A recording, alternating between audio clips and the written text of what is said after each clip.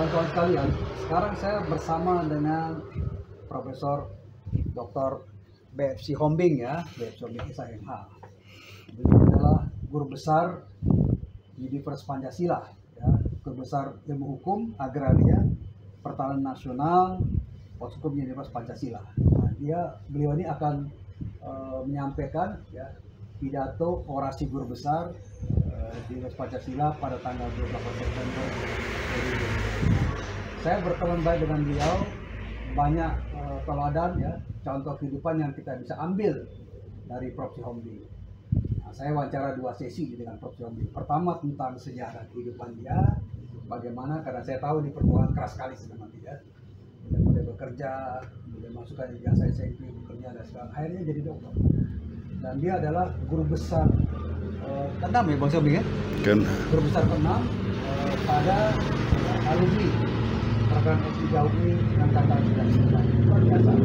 Nah, Bang Hombing, saya ingin dapatkan inilah pencerahan ya, soal perjuangan hidup ya, dari mulai dulu masuk kerja, kemudian ikut S1, kemudian juga S2, S3, dan kemudian akhirnya jadi guru besar. Tolong Bang Hombing kasih pencerahan buat kita nih, silakan Bang. Iya, terima kasih Pak Dr. Andi Asrun. Jadi sejarah saya pertama masuk ke Jakarta ini tahun 1974. Oh, 1974 itu pas waktu itu 15 Januari malari. Oh, oke. Yang waktu itu dibakar-bakar tuh di depan Sudirman kan, Astra. Dari Batak kan? Iya, dari kampung.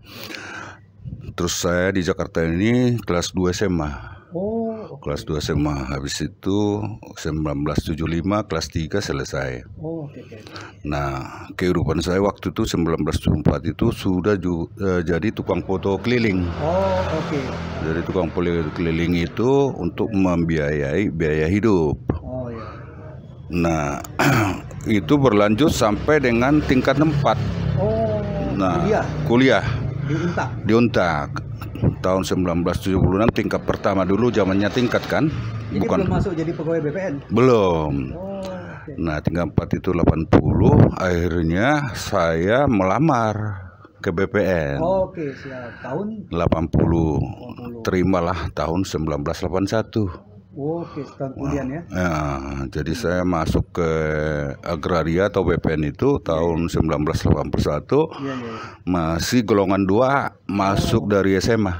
Oke. Nah, kemudian tahun 82 saya lulus, disesuaikanlah ijazah saya itu tahun 83. Oke. Nah, 83 itu saya langsung ditempatkanlah di bagian sengketa. Jadi pangkat 2A menjadi 3A di bagian sengketa. Jadi senior sengketa yang masih hidup sekarang ini di BPN ya saya satu-satunya. Itu. Nah, habis itu setelah saya udah bekerja S1, akhirnya masuklah ke praseksi waktu itu kan. Ke praseksi tahun 94. Lama juga ya? Iya, 94.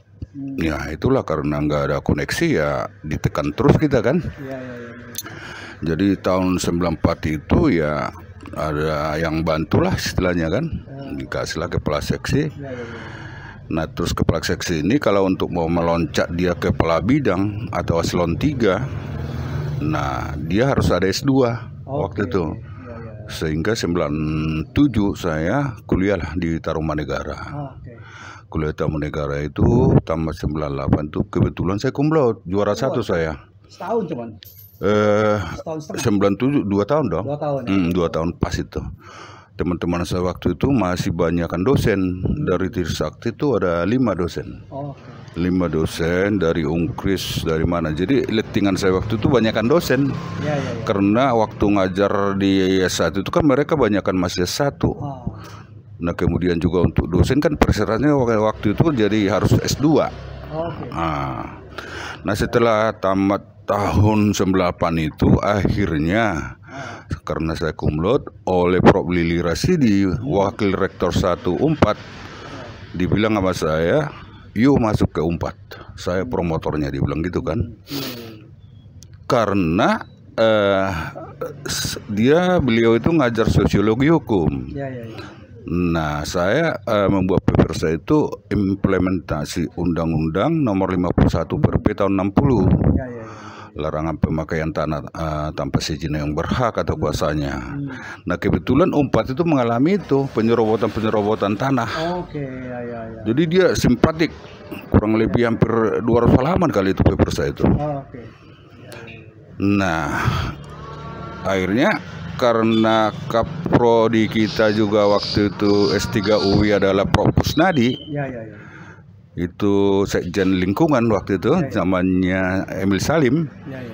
Nah, dia juga minta suruh saya masuk ke UI. Oh. Itu ceritanya itu, karena saya kan IP-nya 384 waktu itu, cum laude. Saya lah yang ngasih kembang ke Pak Ciputra. Terus mama saya disuruh berdiri. Ya, ya.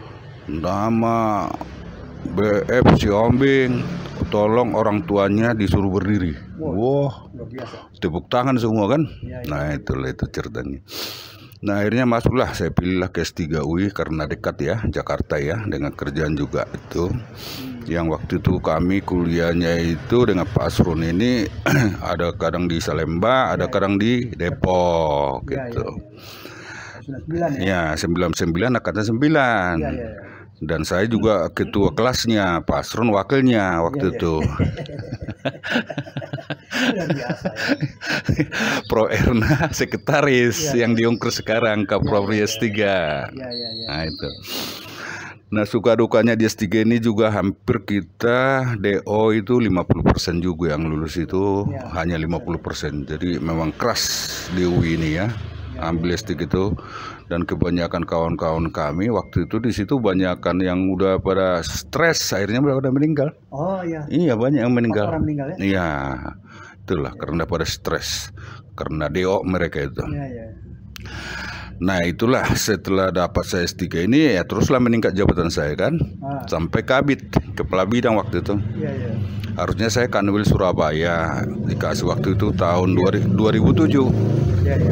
Nah, 2007 itu saya tolak karena saya takut KPK. Oh, oke, oke, oke ya. Nah, karena takut KPK, akhirnya saya jadi dosen. Oh, Dosen di pertamanya itu di Universitas Syekh itu Tangerang. Nah, terus Kaprodi Magister Ilmu Hukum di UKI. Oke. Nah, terus juga saya melamar waktu itu ke Universitas Pancasila. Nah, terus saya di Universitas Pancasila diterima. Ya, ya. Akhirnya masuklah saya ke Universitas Pancasila, dosen tetap lagi.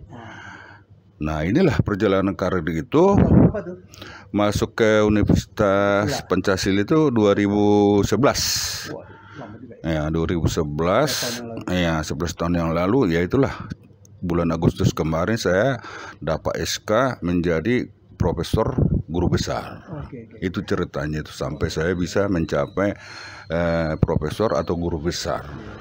Ini cerita perjalanan hidup menyenangkan atau menyusahkan atau bikin sedih aja?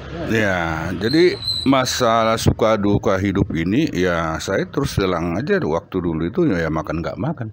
Ya, ya, ya. Waktu SMA sampai tingkat 4 itu. Ya, ya. Karena saya harus mengubah kehidupan, membayar uang kontrak rumah, membayar uang sekolah, uang kuliah, ya itulah dukanya. Nah, sukanya itu kita kalau pas orang yang kita foto baik, kita dikasih makan, ngasih ngopi, ya kan? Keliling ya? Nah, itu foto keliling masuk gang keluar gang. Nah, itu. Itu stylenya dulu apa? Stylenya itu Canon. Oh, Canon. Canon. Mahal tuh. Canon. Ya itu dari abang-abang saya. Abang saya juga dulu tukang foto. Oh, Si Ombing anak berapa dari bersaudara? Saya bersaudara dari ayah saya itu 4. Laki-laki semua, perempuan meninggal. Pak Si Ombing anak nomor 4. Oh, paling bungsu. Paling bungsu. Oke, Iya. yang lainnya ya jalurnya beda ya. Wah, udah pada meninggal. Oke, ya. Harusnya sih yang diharapkan ibu saya waktu itu, mama saya itu guru SD. Oke. Dia mengharapkan abang saya waktu itu yang jadi profesor. Oh. Ternyata terbalik. Iya, ya. Nah sayangnya ibu saya udah nggak ada lagi. Oke. Ibu saya itu meninggal 86 tahun di Jakarta di rumah saya. Tahun? 80 mama saya meninggal. Iya. Itu sekitar 2008 atau 2009 lah. Berarti sudah selesai S3 ya? Iya, setelah pensiun dini Setelah saya. pensiun dini ya? Nah, pensiun dini kan Dari BPN. dari BPN Tahun? 2007. Ya, memilih pensiun dini karena pengen konsentrasi ngajar aja ya? Iya. Kalau ditangkap KPK ya? Iya, ngajar sekalian mau cita-cita jadi profesor atau guru besar juga sih. Karena kan gagal abang saya, keburu meninggal ya kan.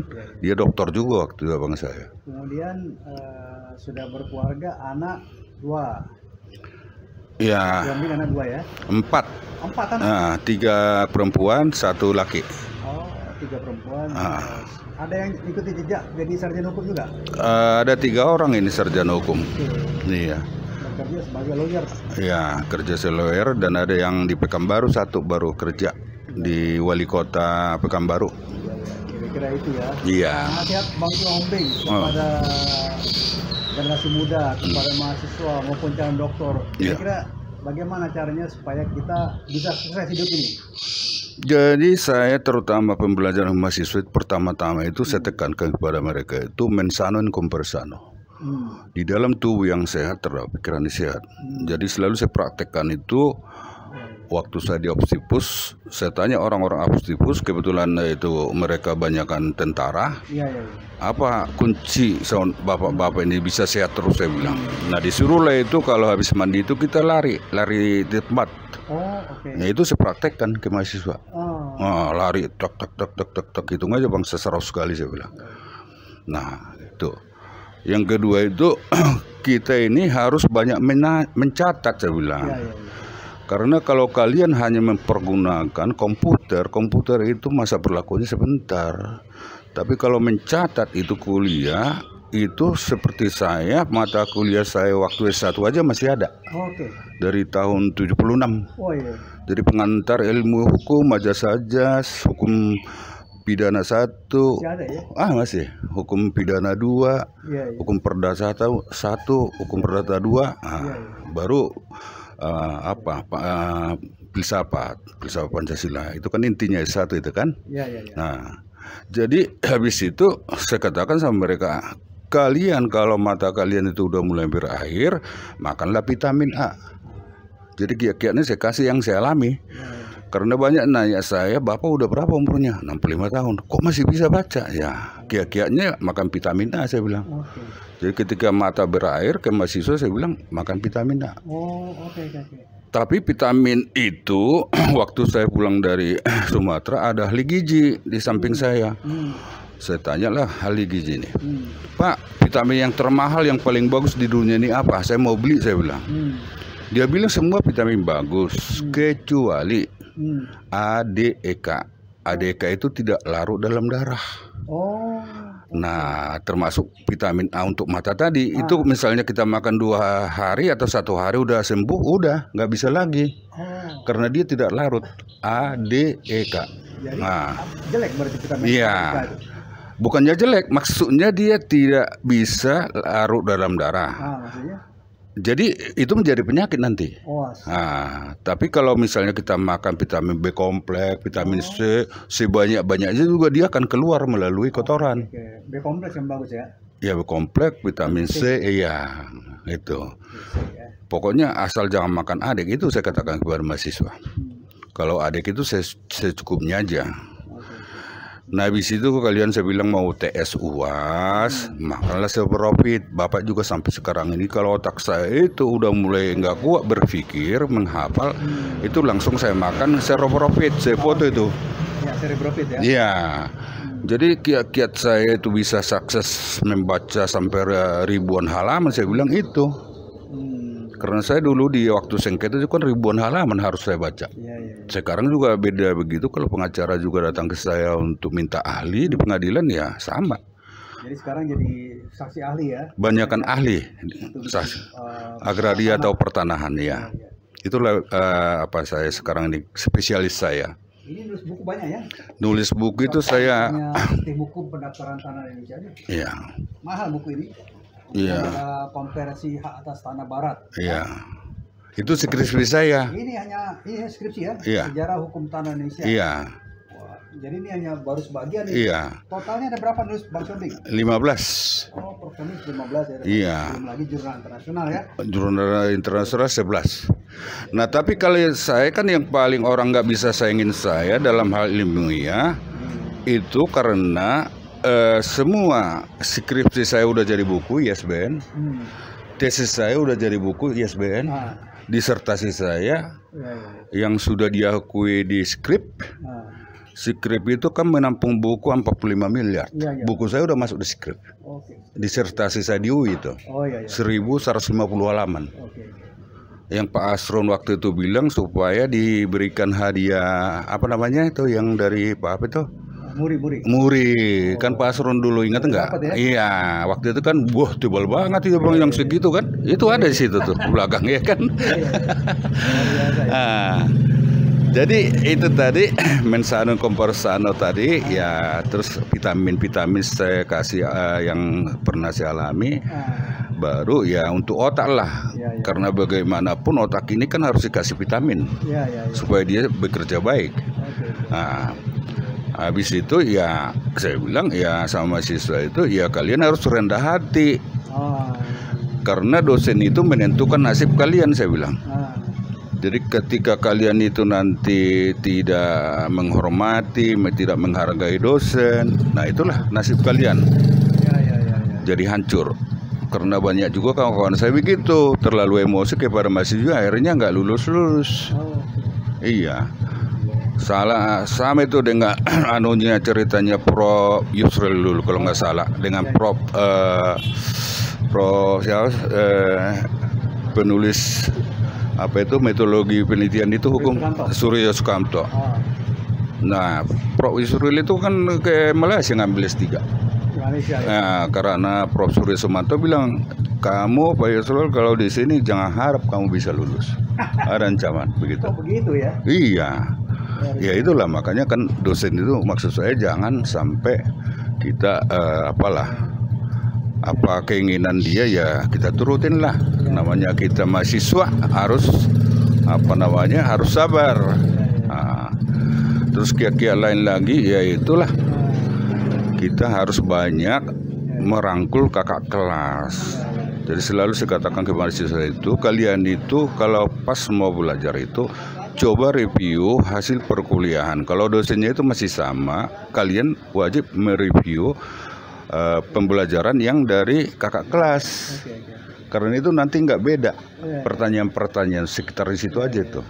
Jadi kalau ada pertanyaan itu 100 biji, diuji nanti 10 biji, ya itulah. Nah, itu. Jadi salah satu saya dulu belajar itu begitu. Kalau dia dosennya sama, pasti saya cari kakak kelas yang pintar supaya saya bisa mempelajari ya untuk mencari pengalaman itu. Karena ilmu pengetahuan itu kan ada 3 dia itu. Selalu sekarang ke mahasiswa, pertama itu try of error, mencoba-coba. Jadi contohnya seperti saya dulu di kampung, masih zaman pelbegu atau animisme. Nenek moyang kami di sana itu dulu pakai pohon nilam ngobatin luka. Di daerah mana tuh? Daerah Siborong-borong. Oh, Sigorong-gorong. Iya, dekat Silangit. Ya? Iya, yang ada lapangan terbang itu kan. Sekarang ada lapangan terbang. Iya. Nah, akhirnya kan nenek moyang ini ngajarin lagi anaknya, ke cucunya dan cicitnya. Akhirnya setelah datang agama Kristen, Tuan Borhoser dari Jerman ditanya, obat kalian itu apa katanya? Ini Tuan katanya. Nah, jadi berdasarkan try of error tadi masuklah try of experience, berdasarkan pengalaman nenek moyang itu dikasih ke anak cucunya. Nah, akhirnya itu menjadi minyak nilam itu menjadi obat mereka. Sampai sekarang ya? Iya, setelah itu masuklah try of science. Akhirnya orang Jerman ini sebagaimana kita ketahui kan orang Jerman ini yang paling hebat di dunia ini kan spesialisnya Jerman kan obat. Makanya obatnya mahal-mahal. Dibawalah ke Jerman ini minyak nilam ini. Nah, setelah diteliti laboratorium ternyata minyak nilam ini ada jodiumnya. Nah, ternyata jodium itulah obat luka yang sesungguhnya. Dulu namanya obat merah. Kalau sekarang kan betadin, ya. Dulu kan obat merah itu kan dikocok-kocok, ditempel, sembuh kan? Nah itu. Jadi ya itulah. Jadi tadi ada sopan santun, ada juga harus toleransi beragama, harus juga taat kepada aturan universitas, supaya jangan sampai ada misalnya tawuran antara fakultas, kan sering itu kan, fakultas, misalnya fakultas ekonomi dengan fakultas teknik, nah itu. Di mana-mana begitu. Iya, karena kita kan tujuan kita bukan itu, kita kan mau mencari ilmu kan. Jadi kita itu harus memang benar-benar porsir. Karena orang tua kan membiayai kita kan dari mana? Kecuali seperti saya biar sendiri dulu kan. Nah kalau kalian yang masih yang dibiayai orang tua atau kakaknya atau saudaranya kan, nah itu. Jadi kiat-kiat belajar itu yang saya kasih ke mahasiswa dan saya terapkan di dalam hidup saya sih itu kurang lebih itu. Dan banyak saya meminta pengalaman orang. Jadi ternyata pengalaman orang itu bisa kita pakai juga menjadi suatu pedoman hidup kita. Nah itu. Jadi saya kalau malam itu suka ngobrol sama orang tua, apa sih kunci-kunci kesuksesan mereka, misalnya di bidang kesehatan.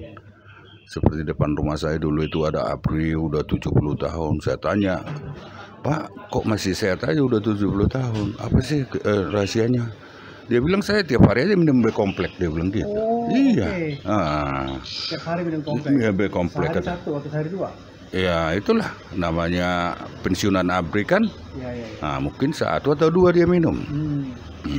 Jadi saya banyak mencari pengalaman juga terhadap senior-senior supaya bisa saya pakai menjadi pedoman hidup saya gitu. Kan dalam hidup ini kan perlu kita pedoman. Dari pedoman itulah nanti kita masuk aplikasi berpraktek. Kendala selama melakukan studi itu terutama waktu di S3 kendalanya apa? Kalau di S3 kendalanya seharusnya saya 28 Januari 2021 itu udah nyatakan lulus ujian kualifikasi atau proposal. Namun ketika 99 itu ada peraturan dari Kemendikbud, Menteri Pendidikan harus diselesaikan mahasiswa-mahasiswa yang lama yang sudah berumur 5 tahun. Jadi kalau tidak diselesaikan berarti DO. Nah, itulah istilahnya Pro Erman Raja Kuku waktu itu saya lakukan pro di S3 kami di UI itu. Jadi dikatakan istilahnya cuci gudang.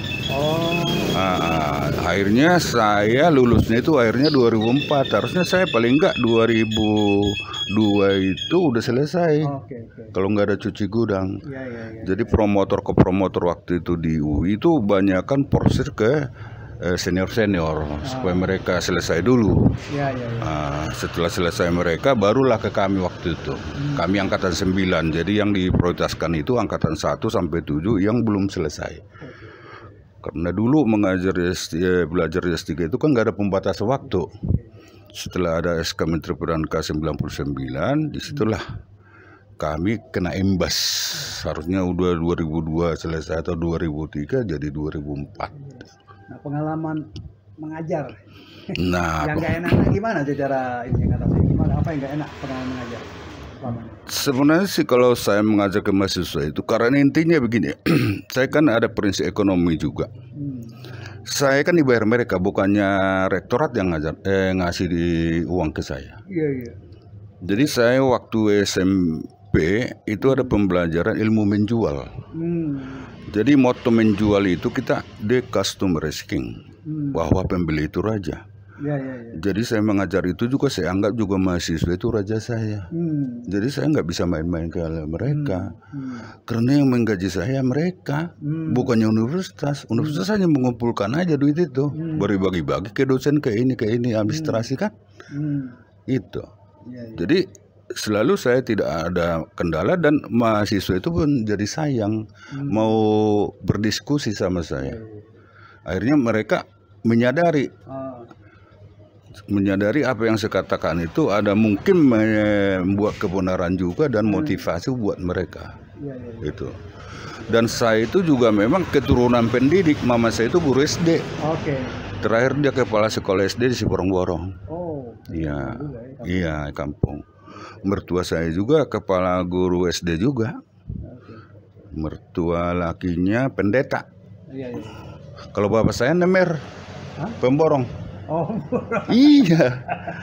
Ayah saya itu dulu tahun 1957 udah punya mobil. was. Namanya Hok Batahan. Itulah B itu, Batahan. Oh, oh. Iya. Iya, iya. Makanya waktu saya kaprodi di UK, Pak siapa itu kaprodi pendidikan, kebetulan dia orang Balige, ditanya, Iya, ini BF apa katanya? Ini BF Batahan Fransiskus. iya, iya. Dulu katanya ayah saya punya mobil, Ah, namanya Hok Batahan. Jadi ayah saya itu 57 udah punya mobil. Oh, iya, orang sepeda masih susah. iya, iya, iya. Ayah saya itu udah punya mobil tuh. Ada Pak Lumbanggaul, Dr. Lumbanggaul, Iya, Lumbanggaul. ke Pak Kaprodi Magister Pendidikan waktu itu tanya itu ke saya. Jadi kendala saya mengajar nggak ada. Karena mahasiswa itu misalnya ada pembimbingnya yang macam-macam seperti itu saya ambil alih.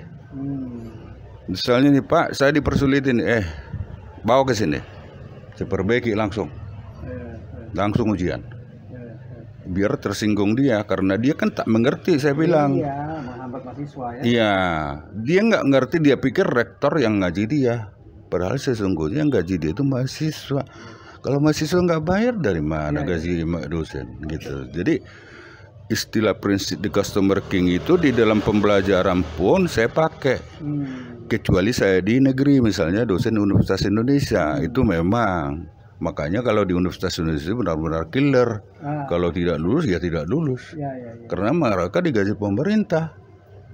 Iya kan? Kalau di swasta kita bagaimana? Ya, ya. Kita kejam juga, mahasiswa nanti nggak ada. Akhirnya kan orang banyak jadi plagiat, banyak beli jasa. Ya, ya. Nah, iya kan? Yang penting saya itu mengajar dari tatap muka 1 sampai 7. Kisi-kisi selesai. Inilah ujian kalian. Jadi gampang saya memberikan pembelajaran. Ya, ya, ya. Jadi dosen saya juga bilang dulu begini, kalau sampai mahasiswa itu tolol, itu yang tolol itu dosen. Nah itu pun saya pakai jadi pedoman hidup saya juga. Ya, ya. Kalau pinter, nggak mungkin seperti saya lah. Ya, ya. Malah mahasiswa saya tantangi. Apakah orang tua kalian bikin pertanyaan? Apakah pengacara? Apakah mbahnya? Apakah abangnya? Bikin pertanyaan masalah graduasi. Saya tantangin. Ya. Gitu. Jadi saya sangat transparan ke mahasiswa. Ya. Dan saya mahasiswa misalnya, ini kalau begini Pak, oh ini caranya. Ya. Kalau ini Pak, kalau ini, ini caranya gitu. Jadi saya itu, ya karena saya udah lebih pinter, wajar dong. Gampang saya menjawab pertanyaannya, malah saya tantangin. Dari siapa ke profesor siapa ke masalah ada suruh tanya ke saya. Ya, ya, ya. Nah itu, jadi sistem saya memberikan pelajaran nggak ada kendala. Berteman semua saya sama mahasiswa. Ya, ya, ya. Karena seperti saya katakan tadi itu the customer is king prinsip saya untuk untuk pelajaran. Makanya kan saya di mana berada itu pasti banyak minat. Ke Diuki dulu Kaprodi saya. Ya, ya. Mahasiswa awalnya cuma berapa itu? Hanya 20-an. Saya masuk situ langsung 2 kelas. Oke, oke. Hampir 50 orang. Ya, ya. Iya. Ya, ya. Karena mungkin orang itu kan ngomong, oh kalau Pak Xiaoming mah enak ini. Ya, ya. Bukan enak apa? Artinya saya transparan memberikan pelajar. Dosen juga tidak transparan, saya tegur. Ya, ya. Kan suka ada juga dosen ngacak gitu. Dia misalnya ngajar pidana dikasih hukum administrasi, kasih hukum. Ini kan udah ini. Ya, ya. Nggak sesuai lagi the right man on the right place-nya, tidak sesuai dengan keahliannya kan. Ya, ya, ya. Nah, jadi memang dosen-dosen pun saya arahkan Anda spesialisnya tata negara ya tata negara lah. Ya, ya. Anda spesialisnya pidana ya pidana lah. Nah, itu jadi jangan ngawur. Mahasiswa itu ngacak. Nanti mahasiswa itu pun jadi bingung. Itu loh ya. Kalau kendala sih nggak ada ya selama saya ngajar. Ini terakhir nih Bang Xiaoming ya. Iya. Dari sesi wawancara pertamanya terakhir ini, apa yang tidak enak dalam kehidupan Bang Xiaoming dan apa yang paling enak? Coba. Yang tidak enak ke depan. Ya, yang tidak enak Bang Xiaoming alami selama ini apa? Dan yang paling enak yang Bang Xiaoming alami. Oh, Ya. yang tidak enak saya selama ini nih dari mulai saya Jakarta 74 sampai ya hanya ngurus profesor ini aja. Oh, yang ini Saya udah sampai nangis darah saya. Iya, paling tidak enak. Iya. Karena kita nggak tahu alurnya gitu loh. Dan saya terus terang juga nggak ada koneksi. Ya itu. Kan di Indonesia ini kan namanya negara berkembang kan tanpa ada koneksi kan gimana? Itulah. Jadi sampai 3 tahun lebih saya mengurus Profesor ini, ya itu. 3 tahun ya. Iya. Luar biasa ya. Makanya saya selama 3 tahun lebih ini beban yang di otak saya ini ya mungkin kalau diukur dari hitungan berat ada beban bangsa lebih bisa 10 ton 20 ton. Pernah juga ditipu dalam menulis-nulis jurnal. Banyak. Jadi disuruh bayar mahal tapi dapat jurnal abal-abal ya. Iya. Itu dari teman juga sih. Iya. Tipu juga ya. Jadi nggak gampang juga jadi guru besar kan. Wah, sampai kemana-mana saya nyari sampai pokoknya nggak inilah. Itu udah duit habis banyak ya. Ya udah banyak. Luar biasa. Iya. Cuman karena ada pintu orang tua itu, ketuklah pintu itu, akan saya bukakan pintu itu ya, makanya saya ketuk terus meskipun saya udah oleng gitu. Rambut saya waktu itu udah ubanan. Setelah saya dapat Profesor, nggak ada uban saya lagi. Kok iya, bingung saya itu. Nah, yang paling enak apa dalam hidup ini? Nah, yang paling enak setelah saya PKW lah. Enak kan ada duit. Jadi saya kalau misalnya disuruh bos saya beli nasi Padang, saya makan dulu di situ. Iya kan? Habis itu bungkusnya saya makan lagi. Di kantor. Iya. Ya namanya kita nggak pernah mau makan yang enak kan? Itu.